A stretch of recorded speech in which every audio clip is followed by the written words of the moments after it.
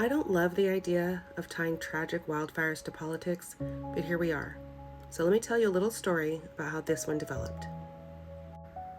This fire started in a national park area a little bit less than 1 acre wide. By the time the fire service manager reached the area, it was getting dark, and he decided to return the next day.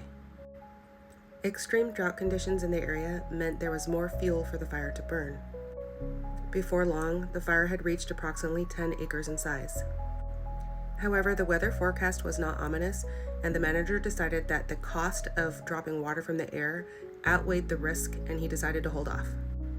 At 4 days after the fire started, the size had reached about 25 acres, and they finally decided to start dropping water.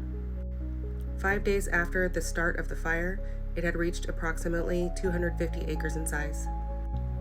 Winds picked up rapidly, and it increased in size to 500 acres. The rapidly growing fire split into 2 wings. 20 separate fires broke out within the first 15 minutes of the windstorm. Cell phone towers lost communication not long after. Because communications were down, evacuation orders were announced from patrol cars that were driving by neighborhoods. And because power was out and some pumping stations were burned, hydrants started to run dry. Winds were gusting up to 60 miles per hour, and embers were flying all over the place. Finally, full city evacuation orders were given. Ultimately, the wildfires claimed 14 lives, destroyed more than 2,500 structures, and caused 14,000 people to flee their homes.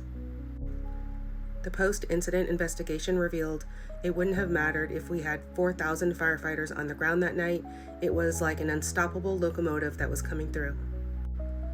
2 teenage boys were charged with starting the fire, but were ultimately not prosecuted. The charges were dropped. Now, if you were thinking that this happened in a blue state with liberal leaders, you would be wrong.